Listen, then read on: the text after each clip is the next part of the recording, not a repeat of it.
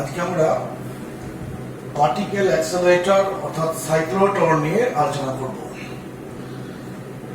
Cyclotron একটা device বা machine, যার সাহায্যে আমরা কি করতে পারি না, চার্জ পার্টিকেলের বেগ, বিশাল পরিমাণ বেগ বৃদ্ধি করতে পারি। আর বেগ বৃদ্ধি মানে কি? বেগ বৃদ্ধি মানে হচ্ছে শক্তি বৃদ্ধি, অর্থাৎ সাইক্লোট্রনের সাহায্যে আমরা উচ্চ গতিবেগ যুক্ত এবং উচ্চ শক্তিযুক্ত চার্জ পার্টিকেল পেতে পারি। তো আজ আমরা সেই সাইক্লোট্রনের নীতি, গঠন, তার মধ্যে কি ফিজিক্স আছে, কোথায় অ্যাপ্লিকেশন আছে, কি লিমিটেশন, এগুলো নিয়ে আমরা আলোচনা করব আজকে। তো এই ফার্স্টে বলি সাইক্লোট্রনের প্রয়োজনটা পড়লো কেন। যে আমরা পরমাণুর ভিতরে কি আছে জানতে হবে। তার জন্য কি করতে হয় না, একটা পদার্থকে আমরা ফার্স্টে ভাঙবো, ভাঙতে থাকবো, ভাঙতে ভাঙতে ভাঙতে ভাঙতে অন্য আকারে পাবো। কি করে ভাঙবো? কোনো কিছুতে আঘাত করবো। ধর একটা এই বস্তুটাকে আমি ভাঙছি, তখন করতে হয় কি, হাতুড়ি দিয়ে ঘা মারতে হয়। আর হাতুড়ি দিয়ে ঘা মারছি মানে কি, শক্তি প্রয়োগ করছি। আর শক্তি প্রয়োগ করার ফলে এর ভিতরে অন্য পরমাণুগুলো কি সরে সরে যাচ্ছে। অর্থাৎ ভাঙছি, আঘাত প্রয়োগ করছি, তারপর মানে একটা পদার্থকে ভাঙতে শুরু করলে প্রথমে কি হবে, তাকে আমরা পাবো অণু আকারে পাবো। অণুকে ভাঙলে কি পাবো? পরমাণু পাবো। পরমাণুকে ভাঙলে কি পাবো? নিউক্লিয়াস পাবো, ইলেকট্রন পাবো। আবার নিউক্লিয়াসকে ভাঙলে কি পাবো? আমরা দেখবো প্রোটন, নিউট্রন ইত্যাদি পাচ্ছি। তো এই যে ভাঙার কাজটা হাতুড়ি দিয়ে করা হয় না, কি কে করবে না, এখানে ওই ভাঙার কাজটা করতে হবে উচ্চ গতি সম্পন্ন কোন চার্জ পার্টিকেল দিয়ে। চার্জ পার্টিকেল কেন ব্যবহার করছি পরে বলছি আমরা, কারণ ওখানে ওই বেগটাকে আমরা নিয়ন্ত্রণ অনুযায়ী ওই বেগটাকে আমরা নিয়ন্ত্রণ করতে পারি, বাড়াতে পারি খুব বেশি পরিমাণে। তো ফার্স্টে বলি যে যদি আমি উপযুক্ত শক্তি সম্পন্ন, বেগ সম্পন্ন ইলেকট্রন কণা নিই, তাহলে কি হবে? ইলেকট্রন হচ্ছে ঋণাত্মক কণা। ধরো নিউক্লিয়াসটা ভাঙছি, নিউক্লিয়াস ধনাত্মক, তারপরে আকর্ষিত হয়ে গিয়ে চিপকে যাবে, ভাঙার ক্ষমতা নেই। আবার নিউক্লিয়াসের কি আছে, আমি ইলেকট্রন নিয়ে কাজ করছি, ইলেকট্রনের ভরটা খুব কম, অতএব শক্তি খুব বেশি হয় না। কিন্তু কোনো প্রোটন বা চার্জ, প্লাস চার্জ পার্টিকেল যদি নিই, প্রোটন কণা, আলফা কণা ইত্যাদি কণা যদি দিয়ে আঘাত করি, সেক্ষেত্রে ওর মাসটা বেশি হয়, শক্তি বেশি হয়, ভরবেগ বেশি হয়, তারপরে ওকে সহজেই ভাঙতে পারে এর ঘটনা। যদিও তোমার নিউক্লিয়াস প্লাস আলফা বা প্রোটন হচ্ছে প্লাস, বিকর্ষণ ঘটবে, তাহলে আমাকে এমন কিছু শক্তি প্রয়োগ করতে হবে, মানে ওই পার্টিকেল গুলোকে এমন শক্তি প্রয়োগ করতে হবে বা দিতে হবে যাতে ওর মধ্যে যে বিকর্ষণ, নিউক্লিয়াসের তোমার ধনাত্মক আধান আর এই চার্জ পার্টিকেলের আধান যদি বিকর্ষণ ঘটে, সেই বিকর্ষণকে কাটিয়ে উঠেও আঘাত করতে পারে। অর্থাৎ উচ্চ বেগ সম্পন্ন হতে হবে। তো সেই কাজটা আমরা করবো কার সাহায্যে? এই সাইক্লোট্রন সাহায্যে। আমরা পরপর একাকে লিখবো, ওর নীতি কি, গঠন কি, ওর মধ্যে কি ওয়ার্কিং প্রিন্সিপাল, তারপর আমরা লিখবো আর বলবো এবং বোর্ডে লিখে দেবো। তোমাদের কাজ হবে কি, ভিডিও করে ওই লেখাগুলো কপি করে নেবে খাতায়, সুবিধা হবে। তো ফার্স্টে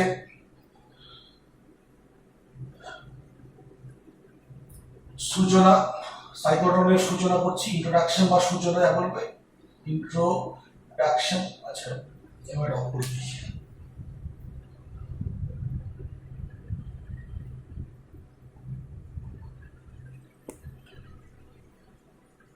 অর্থাৎ সাইক্লোট্রন হলো, সূচনায় কি লিখলাম, সাইক্লোট্রন হলো এমন একটি ডিভাইস যার সাহায্যে আমরা উচ্চ গতিবেগ এবং উচ্চ শক্তি সম্পন্ন চার্জ পার্টিকেল পেতে পারি।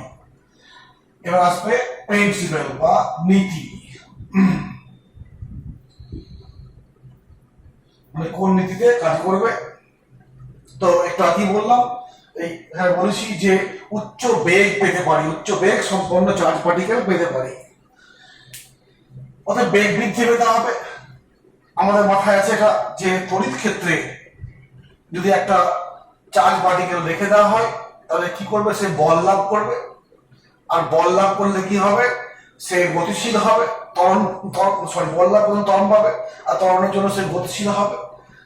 কিছু সময় ধরে ত্বরণ চললে পারে কি হবে, তার বেগ বৃদ্ধি পাবে। এই সূত্র অনুসারে যে ভি সমান ইউ প্লাস এটি, আমরা ধরো একটা চার্জ পার্টিকেল, আধান ধরো কিউ, তাকে আমি ই ক্ষেত্রে রেখেছি, অতএব বলটা কত হবে E Q, Q E by এটা হলো, আচ্ছা আর কি ত্বরণটা কত হবে এফ বাই এম, মানে হচ্ছে কিউ ই বাই এম, এই হারে ত্বরণ লাভ করবে। এখন সেই তড়িৎ ক্ষেত্রে আধানটা যত টি বেশি হবে তত বেশি এগিয়ে যাবে, তত বেগ লাভ করবে, বেগ বৃদ্ধি পাবে। তো অতএব তড়িৎ ক্ষেত্রে যদি আধানকে রেখে দেওয়া হয় তাহলে বেগ লাভ করবে, ত্বরণ বৃদ্ধি পাবে, ত্বরণ লাভ করবে, অতএব বেগ বৃদ্ধি পাবে। এখন এই বৃদ্ধি পাওয়ার উপায় কি তাহলে, তড়িৎ ক্ষেত্রের মান বাড়িয়ে দাও, বেশি বল লাভ করবে, বেশি ত্বরণ সৃষ্টি হবে এবং খুব শীঘ্রই সে একটা বিশাল মানের বেগ পাবে। কিন্তু সেখানে সমস্যা আছে। কি সমস্যা না, ধরো আমরা শিখেছি যে আমরা এই একটা অঞ্চলের মধ্যে তড়িৎ ক্ষেত্র প্রয়োগ করবো, বিভব পার্থক্য প্রয়োগ করছি, এটা প্লাস এটা মাইনাস। তো সূত্র আমরা জানি কি, ডিভি সমান কি D E into E dot D R, মনে পড়ছে দেখো ডিআরটা কি, এই লেন্থটা ধরো ডিআর, এই অংশের মধ্যে বিভব পার্থক্য ডিবি। তো বিভব পার্থক্য প্রয়োগ করেছি, যদি একটু আগে বললাম আধানটা যদি বেশি দূর যায় তড়িৎ ক্ষেত্রের মধ্য দিয়ে, তাহলে বেশি মানে ক্ষণ যাচ্ছে, মানে কি অনেকক্ষণ ধরে ত্বরণ ক্রিয়াশীল হবে আর বেগ বেশি হবে। কিন্তু এই যে সূত্রটা পেয়েছি, যদি আমি দূরত্বটা বাড়াই, মানে ক্ষেত্রটা বড় করি, অনেক বিস্তৃত করি, সেক্ষেত্রে ডিআর বাড়লে পরে কি হবে, ই এর মান কমে যাবে। অতএব তুমি যদি মনে করো যে আমি বেগ বেশি পেতে হবে, তাহলে কি হবে, তড়িৎ ক্ষেত্র বেশিক্ষণ চলতে হবে, অর্থাৎ তড়িৎ ক্ষেত্রটা বিস্তারিত হতে হবে। কিন্তু তড়িৎ ক্ষেত্র বিস্তারিত হতে গিয়ে কি হচ্ছে, ই এর মানটা কমে যাচ্ছে। অতএব তুমি মনে করলেই তড়িৎ ক্ষেত্র বাড়াতে পারবে না, তাহলে বিশাল বিভব পার্থক্য লাগবে, বিশাল এরিয়া লাগবে, ইত্যাদি হবে কিছু। তাহলে কি দেখলাম যে তড়িৎ ক্ষেত্র দ্বারা আমি বেগ বৃদ্ধি করতে পারবো, কিন্তু সেখানেও কিছু লিমিটেশন রয়ে যাচ্ছে। ওই জন্য অন্য একটা কনসেপ্ট এলো, হ্যাঁ তড়িৎ ক্ষেত্র দ্বারা আমি বেগ বৃদ্ধি করব। তো যদি আমি এরকম করি, ওই অঞ্চলে একটা চুম্বক ক্ষেত্র রেখে দিই, চুম্বক ক্ষেত্রে আধান কণা গতিশীল হলে কি হয় আমরা জানি, চুম্বক ক্ষেত্রে আধান কণা গতিশীল হলে সে তোমার টার্ন করবে, বৃত্তপথে ঘুরবে। তো আমি এরকম ভাবনাটা আনছি যে ধরো যে আধান কণা এই বরাবর যাচ্ছে, ত্বরণ লাভ করছে। এখন চুম্বক ক্ষেত্র করলো কি, ওকে ঘুরে আবার এখানে নিয়ে এলো, এরকম নিয়ে গিয়ে আবার নিয়ে এলো, আবার নিয়ে এলো, তাহলে বারবার কি হচ্ছে, তড়িৎ ক্ষেত্রে নিয়ে আসছে আর বেগ বৃদ্ধি পাচ্ছে। অর্থাৎ দুটো নীতি প্রয়োগ করবে এখানে, তড়িৎ ক্ষেত্র কি করবে, আধানের উপর ত্বরণ সৃষ্টি করবে, দিয়ে বেগ বৃদ্ধি করবে। চুম্বক ক্ষেত্র কি করবে, ওর অভিমুখ পরিবর্তন করবে। অর্থাৎ দুটো বিয়ে যদি এরকম করা হয় যে আধান তড়িৎ ক্ষেত্র দ্বারা ত্বরান্বিত হলো, আর চুম্বক ক্ষেত্র দ্বারা টার্ন নিয়ে আবার সেই তড়িৎ ক্ষেত্র ফিরে এলো, আবার যে ফিরে এলো আবার বেগ বৃদ্ধি পেল, আবার চুম্বক ক্ষেত্র আবার সেখানে নিয়ে এলো। এইভাবে যদি করা হয়, আর তাহলে তোমার একটা কম রেঞ্জের মধ্যে একটা নির্দিষ্ট বিভব পার্থক্য বা তড়িৎ ক্ষেত্রের মধ্যে আমি বিশাল মানের বেগ পেতে পারি। সেটাই হচ্ছে এই তোমার সাইক্লোট্রনের নীতিটা আমি লিখছি। অতএব আমরা যে ব্যাখ্যা দিলাম সেই ব্যাখ্যা অনুযায়ী নীতিটা লিখেছি। দেখো, যদি একটি কণা, চার্জ কণা অবশ্যই তড়িৎ ক্ষেত্র দিয়ে গতিশীল হয়, তাহলে তার বেগ বৃদ্ধি পাবে, অর্থাৎ এই বল লাভ করছে, ত্বরণ পাচ্ছে, বেগ বৃদ্ধি পাচ্ছে। এবং যদি চৌম্বক ক্ষেত্রে গতিশীল হয় তবে সেটি বৃত্তীয় গতি সম্পন্ন করবে। আমরা সে পড়েছি যে আধান চুম্বক ক্ষেত্রে প্রবেশ করলে কি হয়, বৃত্তপথে আবর্তন করে। এই যে দুটো ফ্যাক্ট, তড়িৎ ক্ষেত্র আর চুম্বক ক্ষেত্র দিয়ে গতিশীল হওয়ার জন্য যে ঘটনা ঘটছে, সেটাই হচ্ছে এই সাইক্লোনের মূল নীতি।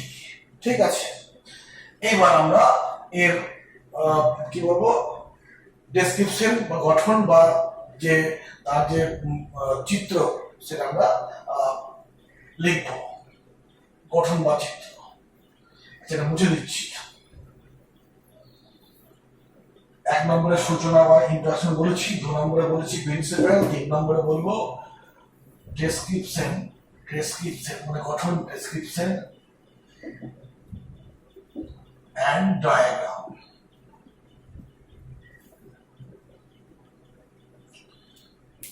কি করা হয় না, এরকম একটা সেভ করা হয়। সেভটা একটা ওই টিফিন বক্সের মতো।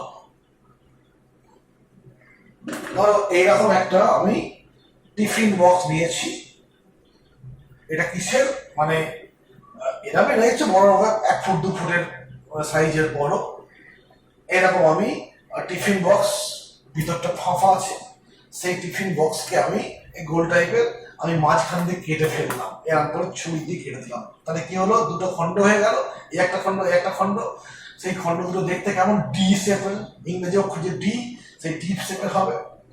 তাহলে আমরা যদি সেই ছবিটাকে আমি এখানে আঁকতে চেষ্টা করি, দেখো টিফিন বক্সটা ছিল, টিফিন বক্সটাকে আমি কেটে ফেলেছি, দিয়ে আমি দেখো ঠিক এরকম একটা পেয়েছি।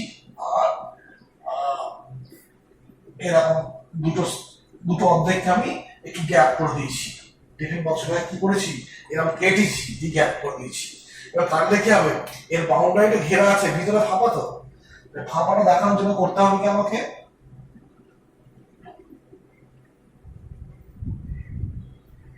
দেখা হলো আমার এই পাশটাও দেখাতে হবে।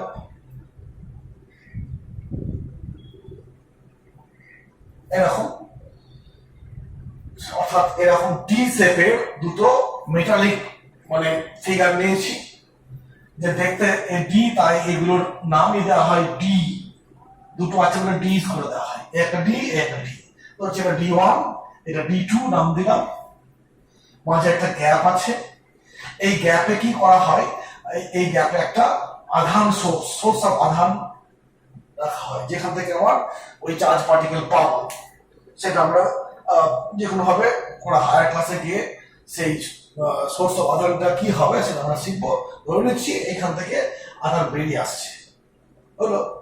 আর কি হয়েছে না, এইখানে আমি একটা পরিবর্তিত এই ইয়ের সঙ্গে ডি এর সঙ্গে আর এই ডি এর সঙ্গে আমি একটা পরিবর্তিত এসি ইএমএফ, পরিবর্তিত তড়িৎচালক বল যোগ করেছি। পরিবর্তিত তড়িৎচালক বল করে কি না, একটা সময় অন্তর দিক পাল্টায়। অর্থাৎ কোন এক সময় এইটা হবে কি প্লাস দিয়ে প্রবাহ চলবে, এইদিকে এটা মাইনাস। আবার একটু সময় পরে কি হবে, এটা প্লাস দিয়ে এদিকে প্রবাহ চলবে, এরকম। অর্থাৎ প্রবাহ একটা সময় অন্তর অন্তর দিক পাল্টাচ্ছে, অভিমুখ পাল্টাচ্ছে। তো এই ভোল্টেজের লেভেলটা এরকম হয় 10 টু দি পাওয়ার 1000 10,000, তো 10 টু দি 4 ভোল্ট টাইপের এসি।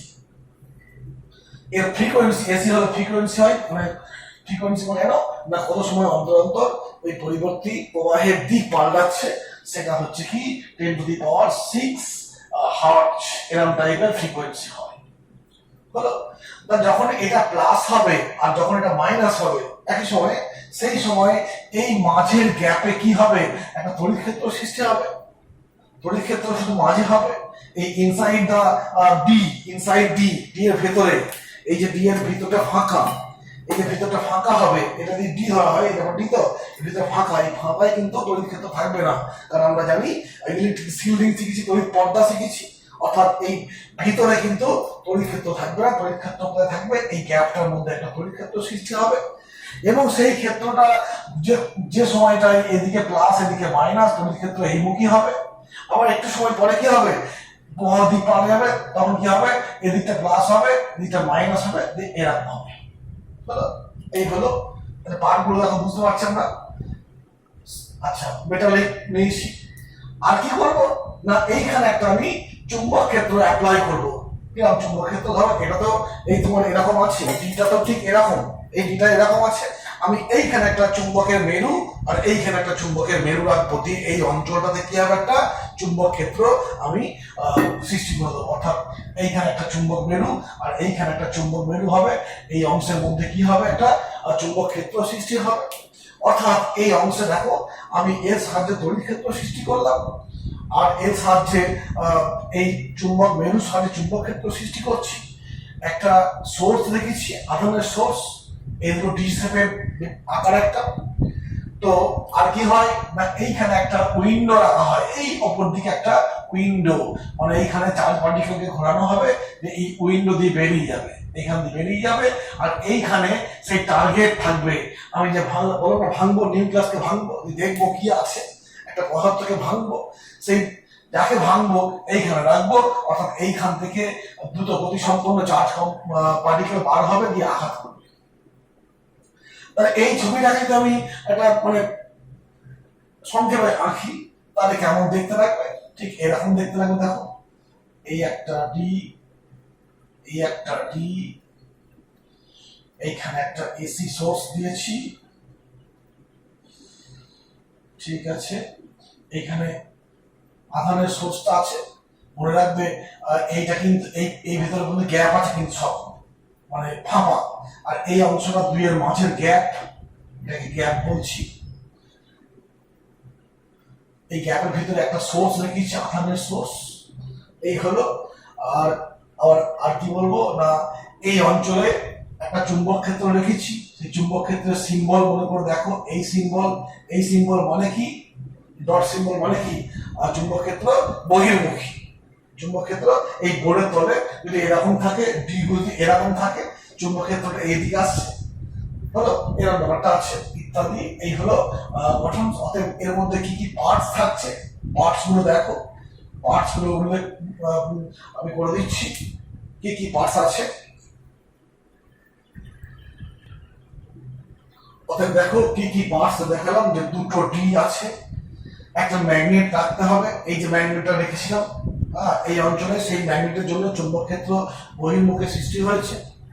আর কি আছে, একটা সোর্স অফ চার্জ বা পার্টিকেল বা আয়নসের সোর্স আছে। আর কি আছে, একটা এসি অসিলেটর বলছি কেন না, এখানে দেখো অসিলেটর বলার কারণটা হচ্ছে, অসিলেটর মানে তোমরা জানো সেই অসিলেট করছে, মানে ওই মুখ একটা নির্দিষ্ট সময় পাল্টে যাচ্ছে, দোলকের কাজ করছে।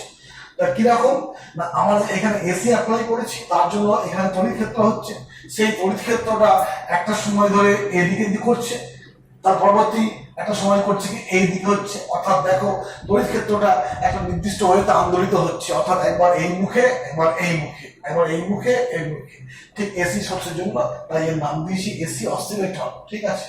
আর কি করা হয়েছে না, এই সিস্টেমটাকে, এই যে ফুল সিস্টেমটা বললাম, এই সিস্টেমটাকে একটা ভ্যাকিউম করতে বক্সের মধ্যে ভরে দিয়েছি, দিয়ে শূন্য করে দিয়েছি, ভ্যাকিউম। অর্থাৎ এখানে কি থাকবে, এই ব্যবস্থা থাকবে, আর এর মধ্যে চার্জ পার্টিকেল মুভ করবে, আর কেউ থাকবে না, মোটামুটি ভ্যাকুয়াম বা প্রায় ভ্যাকুয়াম করে দেওয়া হয়। এই হলো তোমার ডেসক্রিপশন বা ডায়াগ্রাম যাই বলবে, এদিকটা কমপ্লিট হলো। এবার আসবে ওয়ার্কিং, কিভাবে কাজ করব, আমরা এগুলো পেলাম। এবার আসবে ওয়ার্কিং বা কিভাবে কাজ করব। তো এই ছুটি রাখছি। 4 নম্বরে ওয়ার্কিং, 3 নম্বরের ডেসক্রিপশন হচ্ছে ওয়ার্কিং। তো ফার্স্ট আমি বলে দেবো, তারপর লিখে দেবো, ক্যামেরা অফ করে তোমরা ঠিক সেটাই খাতায় ঢুকে নেবে। তো ফার্স্ট দেখো, ধরো এইখান থেকে একটা ইলেকট্রন, প্রোটন বা প্লাস চার্জ নেবো আমরা, সবসময় প্লাস চার্জ নেবো, ইলেকট্রন নেবো না। কেন ইলেকট্রন নেবো না আমরা পরে বলছি। তো এইখান থেকে একটা সোর্স থেকে একটা প্লাস চার্জ নির্গত হলো। ওই সময় কি হয়েছে, তড়িৎ ক্ষেত্রটা এইদিকে ক্রিয়াশীল, অর্থাৎ এটা D1, এটা D2, D1 থেকে D2 দিকে ক্রিয়াশীল। তো যখন এই বরাবর সব তড়িৎ ক্ষেত্র আছে, গ্যাপটার মধ্যে তড়িৎ ক্ষেত্রটা আছে, যখন আধানটা এখান থেকে বেরিয়ে আসলো, এই তড়িৎ ক্ষেত্র দ্বারা কি হবে, বল লাভ করবে, আর বল লাভের কারণে এই তড়িৎ ক্ষেত্রের দিকে, অর্থাৎ এই দিকে গতিশীল হবে এবং এখানে পৌঁছাবে। এইখানে যখন পৌঁছে গেল, তখন তার কি হয়ে গেছে, একটা বেগ লাভ করে গেছে। আর সেই বেগ লাভ করার কারণটা ওই F সমান QE, কিউ হচ্ছে আধানটা চার্জ, আর তড়িৎ ক্ষেত্রের মান E। এখান থেকে কি পাচ্ছে, ত্বরণ পাচ্ছে, ত্বরণ হচ্ছে EQ বাই M। তার জন্য 0 প্লাস ধরলাম, স্থির আধান বেরিয়েছে, 0 plus U into A into T, এর মান এইটা, T যে সময় লেগেছে, অর্থাৎ একটা বেগ লাভ করলো, দিয়ে তোমার কি হবে, এইখানে প্রবেশ করলো। যখন এখানে প্রবেশ করে গেল, আমরা বলেছি ইনসাইড দ্য ডি তড়িৎ ক্ষেত্র কি শূন্য হয়ে যাবে। কেন না কোনো একটা মেটালিক সারফেস দ্বারা ঘেরা আছে, অর্থাৎ তার ভিতরে কি হবে, তড়িৎ ক্ষেত্র সৃষ্টি হবে না। তড়িৎ ক্ষেত্র থাকবে কোথায়, শুধুমাত্র এই গ্যাপের মধ্যে। কিন্তু এইখানে কি আছে, ডি এর মধ্যে কি আছে, একটা চুম্বক ক্ষেত্র আছে। হ্যাঁ, মনে রাখবে চুম্বক ক্ষেত্র কিন্তু এখানেও আছে, তড়িৎ ক্ষেত্র এখানে আছে। তবে মনে রাখবে চুম্বক বল অপেক্ষা তড়িৎ বলের মান বহুগুণ বেশি। তার জন্য যেখানে চুম্বক বল বা তড়িৎ বল দুটোই আছে, সেখানে বেশি অ্যাক্টিভ হয়ে যায় কোনটা, তড়িৎ বলটা। অতএব এইখানে যে বলটা কি হচ্ছে, চুম্বক বলের তুলনায় তড়িৎ বল খুব বেশি, অতএব তড়িৎ বলটা আমি বেশি হিসাব করলাম। দিয়ে তড়িৎ বলের কারণে সে এখানে প্রবেশ করলো। যখন এখানে প্রবেশ করলো, এইখানে কিন্তু আর তড়িৎ বল নেই, তড়িৎ ক্ষেত্র নেই, চুম্বক ক্ষেত্র আছে। আর চুম্বক ক্ষেত্রের জন্য চুম্বক বল ক্রিয়াশীল হবে। চুম্বক বলের মানটা মনে আছে নিশ্চয়ই, কিউ বি মানে কি, ভি কিউ ভি বি। এখানে সাইন থিটার মানটা 90, সাইন 90 মানে 1, সাইন 90 কেন না, দেখো চুম্বক ক্ষেত্র এইদিকে, আধানটা এদিকে যাচ্ছে, কোণের মানটা 90। অতএব বলটা কত হচ্ছে, এফ বি সমান কিউ ভি বি। এই বল করবে কি, আধানকে ত্বরান্বিত করবে না, শুধু কি করবে, টার্ন করবে, বৃত্তপথে ঘোরাবে। অর্থাৎ এই বেরিয়ে এলো, ও এসে এরকম একটা বৃত্তপথে এই ছোট হলো, এই ছোট বৃত্তপথে যা বেগ পেয়েছিল, সেই বেগ অনুযায়ী একটা ব্যাসার্ধ লাভ করবে। ব্যাসার্ধটা কি, আর সমান আর সমান এম বি। মনে করে দেখো, M B by Q B. এই সূত্রগুলো আমরা আগে শিখেছি। এই সূত্র অনুযায়ী সে আর ব্যাসার্ধের বৃত্তপথে সে ঘুরে এইখানে এলো। এখন এইখান থেকে এই পথে আসতে একটা সময় নিচ্ছে, আর সেই সময় করছে কি, তড়িৎ ক্ষেত্র অলরেডি দিক পাল্টে ফেলেছে। সে যখন এখানে এসছে, তখন তড়িৎ ক্ষেত্র এই দিকে হয়ে গেছে। বললাম না যে এসি, অতএব একটা সময় অন্তর অন্তর দিক পাল্টাবে। প্রবাহের দিক পাল্টাচ্ছে মানে কি, একবার ছিল কিছু সময় এটা মাইনাস ছিল, এটা প্লাস ছিল, মাইনাস ছিল একটু আগে। এবার কিছু সময় তার একটু পরে কি হবে, এ হয়ে গেল প্লাস, এটা হয়ে গেল মাইনাস। অর্থাৎ যে সময় যখন আধানটা এইখান থেকে বার হচ্ছিল, তড়িৎ ক্ষেত্র এই দিকে ক্রিয়াশীল ছিল, বল লাভ করলো, এখানে পৌঁছালো। এখানে যখন পৌঁছালো, চুম্বক বল ওকে এইখান থেকে বৃত্তপথে ঘুরিয়ে এখানে নিয়ে এলো। যখন এখানে চুম্বক ক্ষেত্র ওই আধানটাকে নিয়ে এলো, সেই সময় তড়িৎ ক্ষেত্র অভিমুখ পাল্টে ফেলেছে। এরকম তৈরি করা হয়, পরে বলছি। তো ধরো করে ফেলেছে, এই অবস্থায় যখন আধানটা এখানে পৌঁছালো, আবার এই তড়িৎ ক্ষেত্রে পৌঁছে গেছে, আবার বল লাভ করবে, বেগ যা ছিল তার থেকে আবার বেড়ে যাবে, দিয়ে এখানে পৌঁছালো। যখন এইখানে পৌঁছালো, যে বেগটা এখানে শুরু করেছিল, এখন বেগ বেড়ে গেছে। আর বেগ বাড়ছে মানে কি, ভি বাড়ছে মানে গিয়েছে, ব্যাসার্ধ বাড়বে। অতএব তখন সে কি করবে, এইরকম একটা বড় বৃত্ত নিয়ে এরকম এসে আবার এখানে পৌঁছবে। এইখান থেকে এইটুকু যে সময় লাগলো, সেই সময়ের মধ্যে তড়িৎ ক্ষেত্র আবার পাল্টে গেছে, আবার হয়ে গেছে এদিকে প্লাস, এদিকে মাইনাস। আর চুম্বক বল তো শুধুমাত্র বৃত্তপথে ঘোরাচ্ছে। দিয়ে কি হচ্ছে, এই আবার এইখানে পৌঁছে গেছে। যখন এইখানে পৌঁছে গেল, আবার কি তড়িৎ ক্ষেত্র দ্বারা কি করলো, তোমার বল লাভ করছে, বেগ আবার বেড়ে গেল, দিয়ে আবার এরকম বৃত্তপথে ঘুরছে। ঠিক এইভাবে প্রতি মুহূর্তে বেগ বৃদ্ধি পাচ্ছে, আর ক্ষেত্রফল ব্যাসার্ধ বাড়ছে। এই করতে করতে যখন এইখানে ম্যাক্সিমাম এই ডি এর ব্যাসার্ধের সমান হয়ে গেছে বৃত্তপথের ব্যাসার্ধ, তখন এইখান দিয়ে একটা গ্যাপ থাকে, উইন্ডো। এই উইন্ডো দিয়ে তোমার কি হয়, বেরিয়ে পালায়, এখানে টার্গেট থাকে, টার্গেট আঘাত করে। অর্থাৎ এখানে আমি কি পাচ্ছি, এখানে এরকম পাচ্ছি যে তড়িৎ ক্ষেত্র আধানের উপর বল প্রয়োগ করে বেগ বৃদ্ধি করছে, আর চুম্বক ক্ষেত্র কি করছে না, ওকে বৃত্তপথে ঘোরাচ্ছে। এই দুটো ক্ষেত্রের কাজ হচ্ছে এটাই। এখন আমাদের কি করে নেওয়া হয়েছে, এই যে তোমার টাইম পিরিয়ডের আমরা এক্সপ্রেশন জানি, টি সমান, একটু মনে করে দেখো, 2 পাই এম বাই কিউ বি, বা ফ্রিকোয়েন্সি সমান 1/2 পাই কিউ বি বাই এম। এই যে পেয়েছি, এখানে দেখো আমার চার্জ পার্টিকেলের ভর জানি, আধান জানি, চুম্বক ক্ষেত্রের মানটা এমন ভাবে নিয়ন্ত্রিত করব যে এই ফ্রিকোয়েন্সি বা কম্পাঙ্কের মানটা এই এসি কম্পাঙ্কের সমান করে নেওয়া হয়। ক্যালকুলেশন করে এমন করা হয় যেন এসির কম্পাঙ্ক আর এই বৃত্তপথে ঘূর্ণনের কম্পাঙ্ক সমান করে দেওয়া হয়। অর্থাৎ যে সময়ে আধানটা এইখান থেকে এইখানে পৌঁছায়, ঠিক সেই সময়ে তড়িৎ ক্ষেত্র দিক পাল্টে ফেলছে। এই যে মানে কি হলো, মানে এ পৌঁছালো, ঠিক সেই সময় তড়িৎ ক্ষেত্র দিক পাল্টে ফেললো। আবার যখন এইখান থেকে এখানে গেল আবার তড়িৎ ক্ষেত্র দিক পাল্টাচ্ছে, অর্থাৎ ঠিক দেখো একটা এরকম ঘটনাকে বলা হয় সিনক্রোনাইজেশন, অর্থাৎ এর সঙ্গে ও ঠিক সমানভাবে পরিবর্তিত হচ্ছে, গিয়ে কাজে দিচ্ছে, সিনক্রোনাইজেশন। এই হলো ব্যবস্থা। আমরা এইটাকে একটু রিপিট করে শুনবে তোমরা। আমরা এইটাকে আরেকবার সরি এটা বাংলায় লিখে দিচ্ছি, তোমরা সেটাকে টুকে নেবে।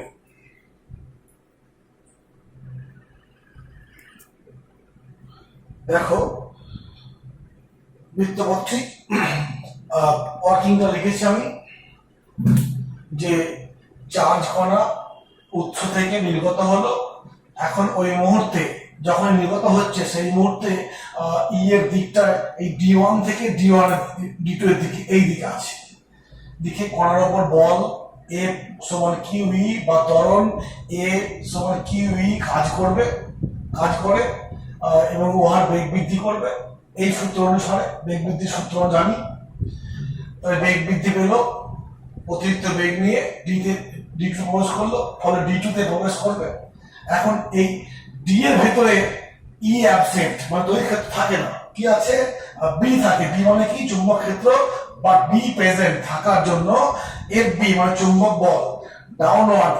ডাউনওয়ার্ডটা কেন দেখো, আমি চুম্বক ক্ষেত্র বলেছি বহির্মুখী, এইদিকে চুম্বক ক্ষেত্র আছে আর এইদিকে গতি, তাহলে বলটা কোন দিকে হবে ওই সূত্র দেখো এরকম তোমার এই আছে, দেখতে পাচ্ছি যে তোমার এরা এই জিনিসটা, এইদিকে তোমার বহির্মুখী তড়িৎ ক্ষেত্র ওই চুম্বক ক্ষেত্র, এইদিকে তোমার আধানের গতি, বলটা কি হবে নিম্নমুখী, অর্থাৎ ডাউনওয়ার্ড কণার বল ডাউনওয়ার্ড হবে, ডাউনওয়ার্ড মুখে ডাউনওয়ার্ড দিকে কণার উপর ক্রিয়া করবে এবং পুনরায় গ্যাপেতে প্রবেশ করবে। পুনরায় এই যে এইদিকে বল ক্রিয়া করলো, যে এদিকে সাবাল গ্যাপে প্রবেশ করে D2 থেকে D1 অভিমুখী, আবার এই অভিমুখী আবার গ্যাপে প্রবেশ করলো। এই সময় এই যে যখন এখানে প্রবেশ করছে, এই সময় ই ও দিক পাল্টে D2 থেকে D1 মুখী হবে, অর্থাৎ আগে ছিল কি D1 থেকে D2 ছিল, এটা এসি হওয়ার জন্য ওই সময়ের মধ্যে করবে কি এও তখন দিক পাল্টাচ্ছে, অতএব কণাটি পুনরায় ত্বরান্বিত হবে, এইখানে প্রবেশ করবে, তড়িৎ ক্ষেত্র আবার বল লাভ করবে, আবার ত্বরান্বিত হবে এবং বর্ধিত স্পিড নিয়ে D1 এ প্রবেশ করবে। স্পিড বৃদ্ধির জন্য ব্যাসার্ধ এই যে R সমান mv/qb সূত্র অনুসারে ব্যাসার্ধ বৃদ্ধি পাবে, এর ফলে বৃত্তপথটি হবে স্পাইরাল। কেন, যখন এরকম হয় একটা বস্তু ঘুরছে, বৃত্তপথে ঘুরছে, কিন্তু প্রতি মুহূর্তে দেখো বেগ এরম বেগ বাড়ছে, এরম গতিকে বলা হয় স্পাইরাল মোশন। অর্থাৎ এইভাবে তোমার গতি ক্ষেত্রে তোমার বেগ বৃদ্ধি পাবে।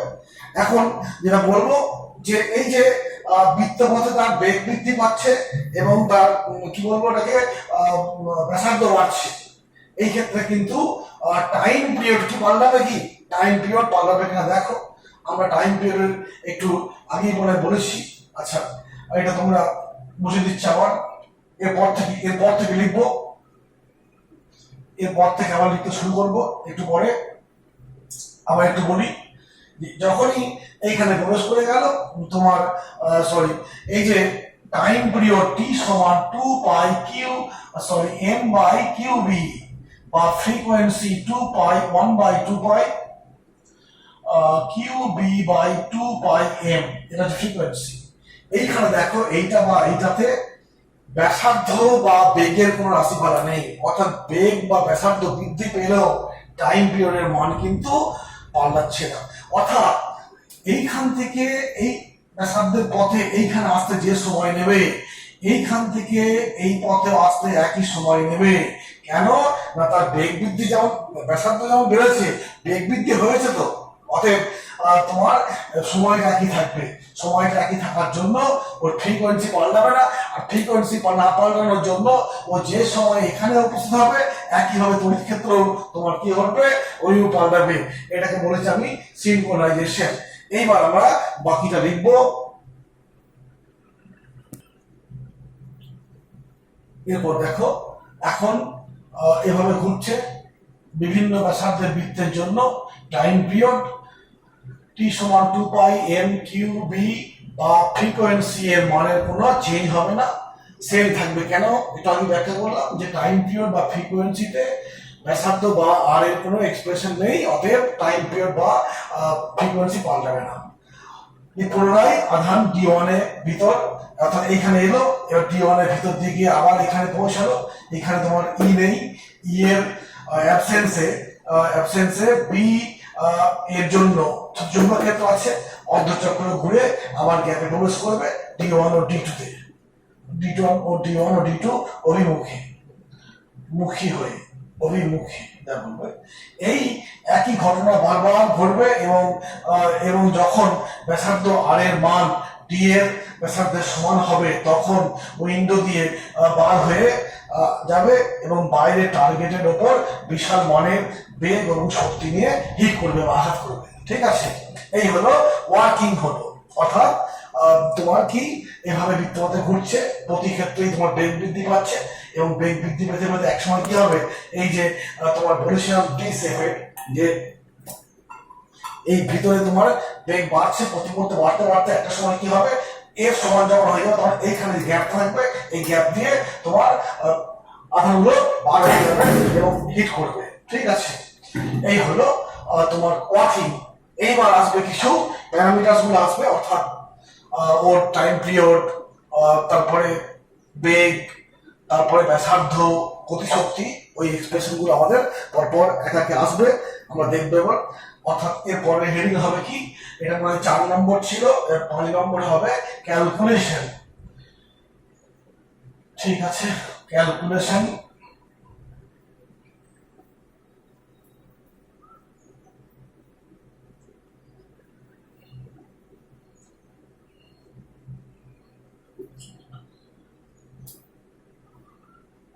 পাঁচ নম্বরে ক্যালকুলেশন বা গণনা ফার্স্টে আসবে। এখানে যে বৃত্তপথে ঘুরছে তার জন্য কি লাগে, অভিকেন্দ্র বল। অভিকেন্দ্র বল কত না mv²/r। এই বলটা সাপ্লাই দিচ্ছে কে, চুম্বক বল মানে কি FB মানে QVB, অতএব এই mv²/r সমান QVB। এটাকে আমরা সিম্পলিফাই করলে পাবো কি, এখান থেকে পাবো v সমান QVR/m, এটা হচ্ছে বেগের রাশিমালা। আবার এইখান থেকে আমি মনে করলে r সমান পাবো mv/QB, অর্থাৎ এটা হচ্ছে কি তোমার ব্যাসার্ধের রাশিমালা, বেগ বাড়ছে, ব্যাসার্ধ বাড়ছে, এর ব্যাপারটা আসবে। আর কি আসবে, কৌণিক বেগ। এখানে v/r করলে কি হবে, QB/m, অতএব তোমার পাচ্ছি কি অতএব এখান থেকে পাচ্ছি ওমেগা সমান QB/m। যেহেতু এটা পেলাম, আবার টি সমান যেহেতু 2π/ওমেগা, অতএব লিখতে পারি টি সমান 2π কি বলবো m/QB। এটা হচ্ছে টাইম পিরিয়ডের রাশিমালা। যেটা টাইম পিরিয়ড হয়, ফ্রিকোয়েন্সি কত হবে 1/2π QB/m। এই হলো ফ্রিকোয়েন্সি রাশিমালা। আর কি আসবে, কাইনেটিক এনার্জি। যেহেতু বেগ আছে আমাদের গতিশক্তি লাভ করবে 12 mv²। কোন এক মুহূর্তে কাইনেটিক এনার্জি কত হবে, 12 লিখলাম, m লিখলাম, v এর মান থেকে এখানে নিচ্ছি q²b²r²/m², অর্থাৎ কে এইটা পাচ্ছি অ্যাকচুয়ালি কত, q²b²r²/2m। এই হলো কাইনেটিক এনার্জি রাশিমালা।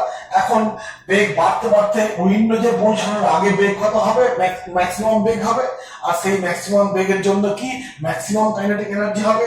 অতএব ম্যাক্সিমাম কাইনেটিক এনার্জি, ম্যাক্সিমাম কেই কি হবে না 12 q²b²d²/m।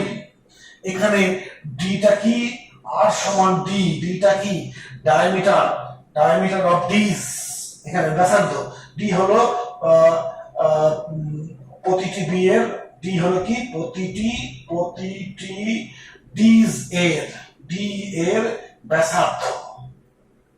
প্রতিটা ডি এর ব্যাসার্ধকে, অর্থাৎ যখন ও উইন্ডোজ দিয়ে বার হওয়ার মোড এসে গেছে, অর্থাৎ একবারে ডি এর বাউন্ডারি এসে গেছে, এই অবস্থায় ব্যাসার্ধের মানটা কি, ওই ডি এর ব্যাসার্ধ, অর্থাৎ আমি ডি দিয়ে প্রকাশ করছি, তার সমান হয়। এই হলো তোমার ম্যাক্সিমাম গতিশক্তির রাশিমালা। এই হলো ক্যালকুলেশন গেল। এবার আজ যে বলেছিলাম সিনক্রোনাইজেশন একটা কথা বলেছিলাম। সিনক্রোনাইজেশনটা কি বলেছিলাম, যে যখন ও গ্যাপ থেকে ডি তে প্রবেশ করলো, গ্যাপ থেকে ডি তে প্রবেশ করে কি হচ্ছে, টার্ন হয়ে যাচ্ছে, টার্ন হয়ে একটা অর্ধবৃত্ত সম্পন্ন করে আবার গ্যাপে পৌঁছাচ্ছে। এই সময় কি ঘটছে, তড়িৎ ক্ষেত্র অভিমুখ পাল্টে দিচ্ছে। অর্থাৎ তড়িৎ ক্ষেত্র কি করছে, অভিমুখ পাল্টাচ্ছে একটা সময় অন্তর অন্তর, আবার আধানটাও করছে কি বৃত্তপথে ঘোরার সময় একটা নির্দিষ্ট সময় পরে গ্যাপে পৌঁছাচ্ছে, এইদিকে এলো আবার এইদিকে গেল, এলো এই গেল। অর্থাৎ যে সময়ে ও অর্ধবৃত্ত সম্পন্ন করে আবার গ্যাপে পৌঁছাচ্ছে,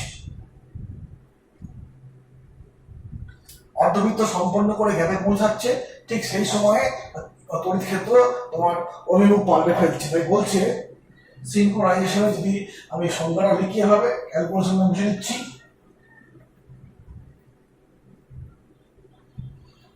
সিনক্রোনাইজেশন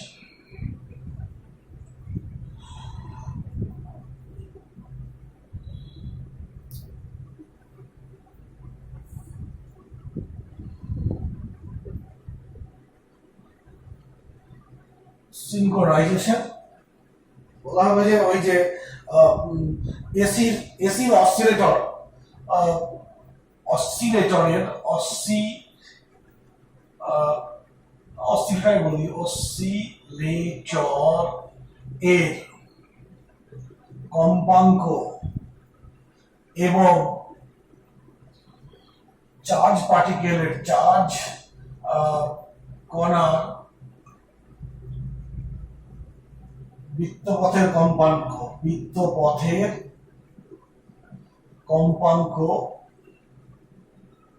কম্পাঙ্ক সমান সমান করে সেট করা হয়।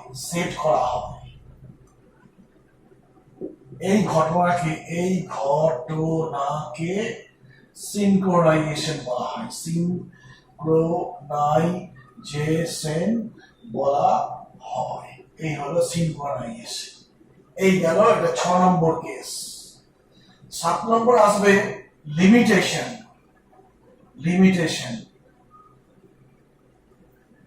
লিমিটেশনটা কি না, তোমার মনে প্রশ্ন জাগবে, এই যে ব্যবস্থা আমি করলাম, এই ব্যবস্থার সাহায্যে আমি আধান কণার বেগ বিশাল পরিমাণ বাড়াতে পারবো, আনলিমিটেড বাড়াতে পারবো। সত্যি কি আনলিমিটেড বাড়ানো যাবে? প্রশ্ন হচ্ছে এটাই, যে সত্যি কি আনলিমিটেড করা যাবে? না, আনলিমিটেড করা যাবে না। সেক্ষেত্রে একটা সমস্যা তৈরি হবে। এরকম সমস্যা না, আইনস্টাইনের যে থিওরি, রিলেটিভিটির তত্ত্ব অনুযায়ী আমরা দেখব যে বস্তু কণার বেগ বৃদ্ধি পেয়ে যখন খুব বিশাল মানের বেগ লাভ করে, তখন তার কিন্তু ভর কিন্তু স্থির থাকে না, ভরও বৃদ্ধি পায়। একটা বস্তু কণা স্থির অবস্থায় আছে, তার একটা ভর আছে, এই অবস্থায় তার কোনো কারণে ওর বেগ বিশাল মানের বৃদ্ধি করা হচ্ছে। ছোটখাটো বেগ বৃদ্ধি নয়, বিশাল মানের। এই যে বললাম না যে এত ফাস্ট হবে, বিশাল বেগ লাভ করে, বুঝতে পারছো এখানে কিরকম ঘটনাটা ঘটবে। কারণ এখানে ভোল্টেজ ছিল কত, 10,000 ভোল্টেজ, ফ্রিকোয়েন্সি ছিল প্রায় 10⁶ হার্টজের ইয়েতে, হ্যাঁ, আর চৌম্বক ক্ষেত্র করছিল। এর ফলে বেগ একটা, এখানে যে বেগ ভি হয়, এইখানে এসে 2v, এখানে গিয়ে 3v। এরকম যদি তোমার 100 পাক দেয়, তাহলে কি হবে, 200 গুণ বেগ বেড়ে যাবে। 1000 পাক দিলে কি হবে, 2000 গুণ বেগ বেড়ে যাবে। অর্থাৎ বিশাল বেগ বাড়ছে ঠিক কথায়। এখন বেগ বাড়লে পারে যে আইনস্টাইন একটা সমীকরণ ছিল m সমান m0/1 - v²/c²। c হচ্ছে এক শূন্য মাধ্যমে আলোর বেগ, m0টা হচ্ছে স্থির অবস্থায় একটা কণার বেগ, আর এই এমটা হচ্ছে যখন ভি মানের বেগ লাভ করে তখন যে ভর হয়। এই ভরটা হচ্ছে কি, বেগ, ভি বেগ অবস্থায় ভর। আর m0টা কি স্থির অবস্থায় ভর। তো আমাদের এই যে সাধারণ মানের বেগ, একটা বাস চলছে, ফ্যান ঘুরছে, কিংবা একটা উড়োজাহাজ যাচ্ছে, এগুলো খুব সাধারণ মানের বেগ। তো এই বেগগুলোর তোমার কি হচ্ছে, এই বেগগুলো তোমার কি হচ্ছে, এইখানে বসিয়ে দাও, এর সি এর রেসপেক্টে মান খুব কম হয়ে যায়। কিন্তু বেগ যখন বাড়তে বাড়তে বিরাট মানে লাভ করে, তখন কিন্তু এইটাকে অবহেলা করা যাবে না। এক থেকে এর একটা বাস্তব মান পাবো, এক থেকে বিয়োগ করলে কি হবে, নিচের মানটা কি হয়ে যাচ্ছে, কমে যাচ্ছে। আর নিচের মানটা কমে গেলে এই মানটা কি বেড়ে যাবে।